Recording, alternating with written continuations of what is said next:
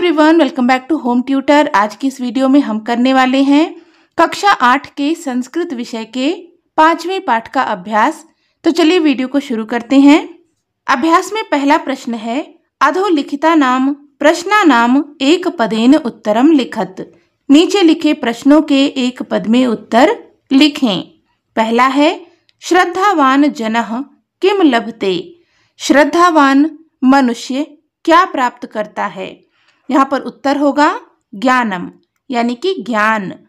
कस्मात् सम्मोहः जायते, किससे मोह उत्पन्न होता है। इस प्रश्न का उत्तर है क्रोधात्, यानी कि क्रोध से। सम्मोहात् किम जायते, मोह से क्या उत्पन्न होता है। इस प्रश्न का उत्तर है स्मृति विभ्रमः, यानी कि स्मृति का भ्रम या स्मृति का नाश। अर्जुनाय गीताम कः उपदिष्टवान, अर्जुन को गीता का उपदेश किसने दिया। इस प्रश्न का उत्तर है श्री कृष्ण, यानी कि श्री कृष्ण ने। हर्षमर्ष भयोद्योगहि मुक्तः नरः कस्य प्रियः भवति। हर्ष, क्रोध, भय और चिंता से मुक्त मनुष्य किसका प्रिय होता है। इस प्रश्न का उत्तर है भगवतः, यानी कि भगवान को। प्रश्न संख्या 2 है, पूर्ण वाक्येन उत्तरम लिखत। पूरे वाक्य में उत्तर लिखें। पहला है, कीदृशम वाक्यम वांगमयम तपः उच्यते। किस प्रकार का वाक्य वाणी का तप कहलाता है। इस प्रश्न का उत्तर है अनुद्वेगकरम सत्यम प्रियहितम च वाक्यम वांगमयम तपः उच्यते। जो वाक्य उद्वेग उत्पन्न ना करे, सत्य हो, प्रिय हो और हितकारी हो, वह वाणी का तप कहलाता है। कीदृशः जनः स्थितधि उच्यते। किस प्रकार का मनुष्य स्थिर बुद्धि वाला कहलाता है। इस प्रश्न का उत्तर है यह दुखेषु अनुद्विग्न मनाः सुखेषु विगत स्पृह वीतराग भय क्रोधः च भवति सः स्थितधि उच्यते। जो दुख में विचलित नहीं होता, सुख में लालच नहीं करता और राग भय क्रोध से मुक्त होता है, वह स्थिर बुद्धि वाला कहलाता है। जनः कथम प्रणश्यति, मनुष्य कैसे नष्ट होता है। इस प्रश्न का उत्तर है बुद्धिनाशात् जनः प्रणश्यति। बुद्धि का नाश होने पर मनुष्य नष्ट हो जाता है। इसका आंसर आप इस तरीके से भी लिख सकते हैं, क्रोधात् सम्मोहः सम्मोहात् स्मृति विभ्रमः स्मृति भ्रंशात् बुद्धिनाशः बुद्धिनाशात् प्रणश्यति। अर्थात क्रोध से मोह उत्पन्न होता है, मोह से स्मृति का भ्रम, उससे बुद्धि का नाश होता है और फिर बुद्धि के नष्ट होने से मनुष्य का विनाश हो जाता है। जनः कथम उत्तमाम शांतिम प्राप्नोति। मनुष्य कैसे उत्तम शांति को प्राप्त करता है।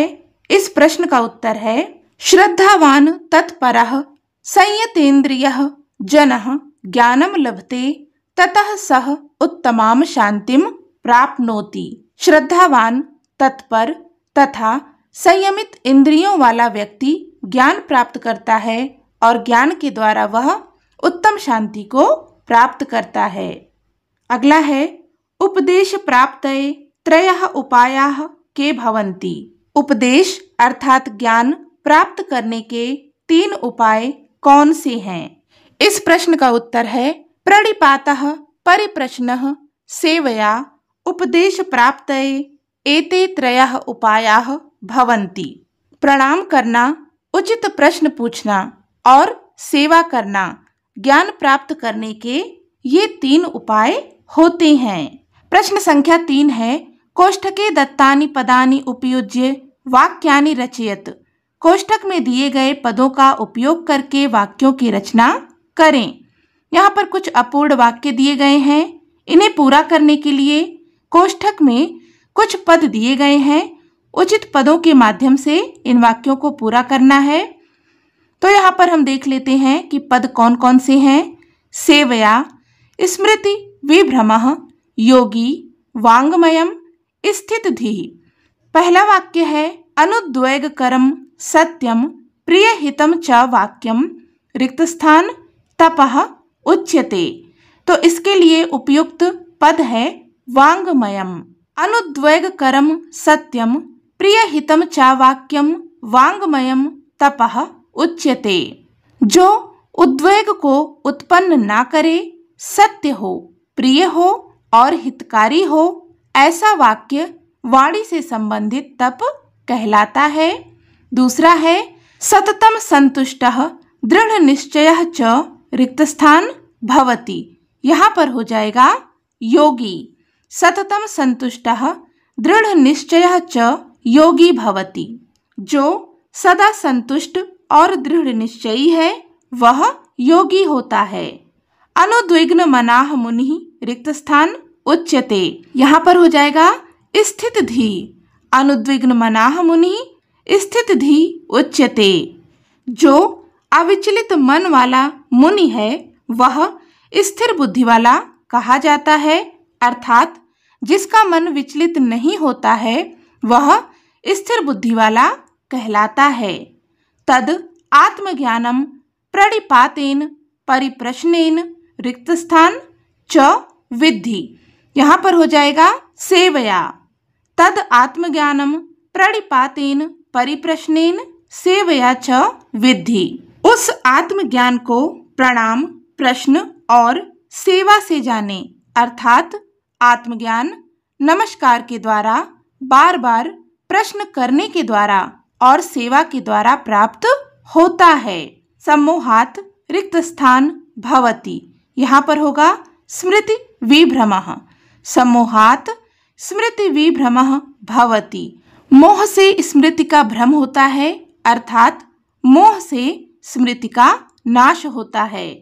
प्रश्न संख्या 4 है अधोलिखितानि पदानि उपयुज्य वाक्यानि रचयत। नीचे लिखे पदों का प्रयोग करके वाक्यों की रचना करें। यहाँ पर कुछ पद दिए गए हैं, इन पदों का प्रयोग करके वाक्य बनाने हैं। पहला पद है उच्यते, यानी कि कहते हैं। तो वाक्य बनाएंगे सत्यम प्रियम हितम च वाक्यम वाङ्मयम् तपः उच्यते। सत्य, प्रिय और हितकारी वाक्य को वाणी का तप कहा जाता है।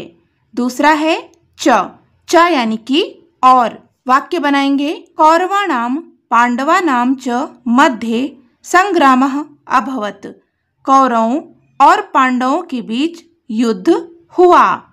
फिर है न यानी कि नहीं। वाक्य बनाएंगे कदापि असत्यम न वदेत।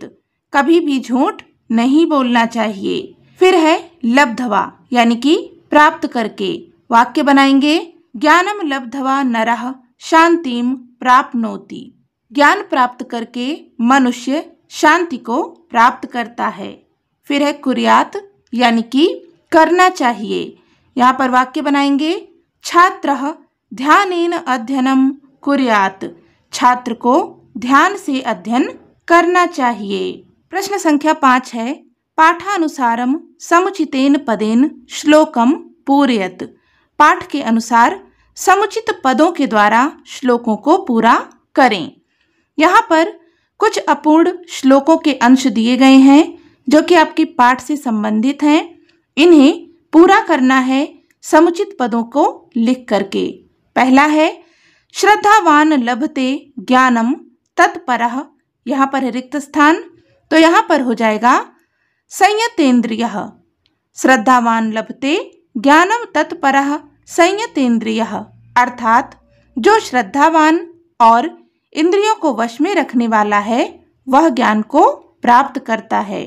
अगला है रिक्त स्थान च एव वाङ्मयम् तप उच्यते। यहाँ पर हो जाएगा स्वाध्याय अभ्यसनम। स्वाध्याय अभ्यसनम च एव वाङ्मयम् तप उच्यते, अर्थात स्वाध्याय और अभ्यास ही वाचिक तप कहलाता है।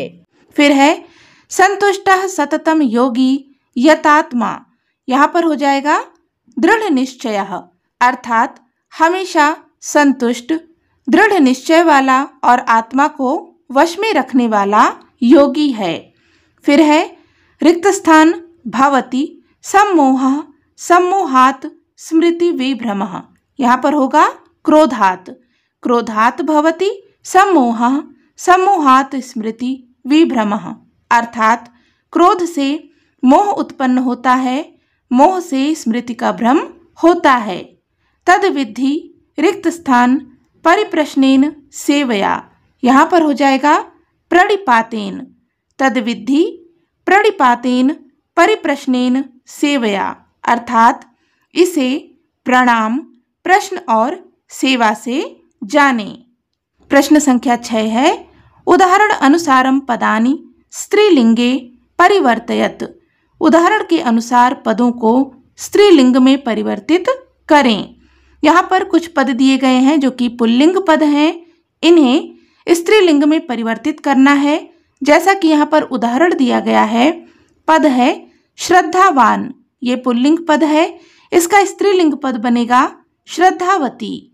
इसी प्रकार से बुद्धिमान का हो जाएगा बुद्धिमती। इसी प्रकार से यहाँ पर पुल्लिंग पद दिए गए हैं, गुणवान, गुणवान का स्त्रीलिंग होगा गुणवती। आयुष्मान का स्त्रीलिंग होगा आयुष्मती। क्षमावान का स्त्रीलिंग पद होगा क्षमावती।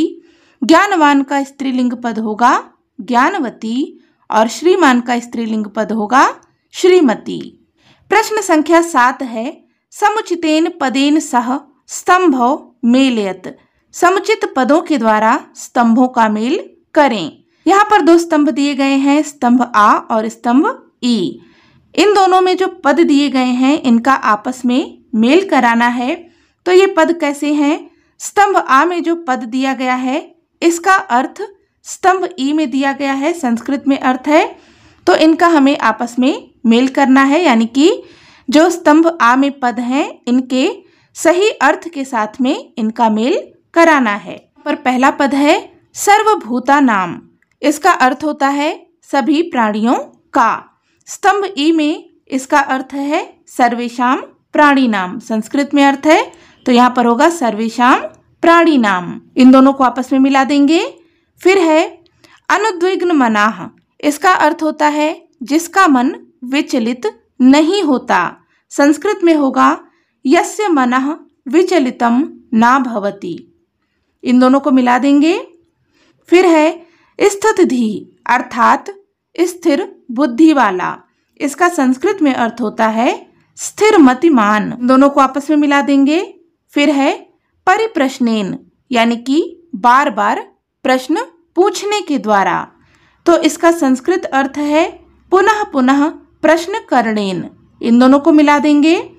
फिर है संयतेन्द्रियः, यानी कि इंद्रियों को संयमित करने वाला, जिसकी इंद्रियां संयमित हैं, तो इसका संस्कृत में अर्थ है इंद्रिय संयमी। इन दोनों को आपस में मिला देंगे।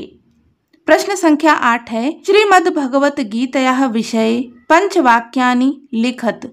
श्रीमद् भगवत गीता के विषय में 5 वाक्य लिखें। तो यहाँ पर हमें संस्कृत में 5 वाक्य लिखने हैं श्रीमद् भगवत गीता के बारे में। पहला वाक्य होगा श्री कृष्णस्य उपदेशः एव श्रीमद् भगवत गीता अस्ति। श्री कृष्ण का उपदेश ही श्रीमद् भगवत गीता है। दूसरा वाक्य है गीता महाभारतस्य भीष्म पर्वस्य अंशः अस्ति। गीता महाभारत के भीष्म पर्व का अंश है। तीसरा वाक्य है गीतायाम 18 अध्यायाः सन्ति। गीता में 18 अध्याय हैं। चौथा वाक्य है गीतायाम 700 श्लोकाः सन्ति। गीता में 700 श्लोक हैं। पांचवा वाक्य है गीतायाम अमृत तुल्याः उपदेशाः सन्ति। गीता में अमृत के समान उपदेश हैं। तो ये था आज का अभ्यास कार्य। होपफुल कि वीडियो आपके लिए हेल्पफुल रही होगी। अगर आपको वीडियो अच्छी लगी, हेल्पफुल लगी, तो प्लीज़ इसे लाइक करें, हाइप करें, अपने फ्रेंड्स के साथ में शेयर करें और चैनल पर नए हैं तो सब्सक्राइब भी कर लें। मिलते हैं नेक्स्ट वीडियो में, तब तक के लिए take care and bye bye.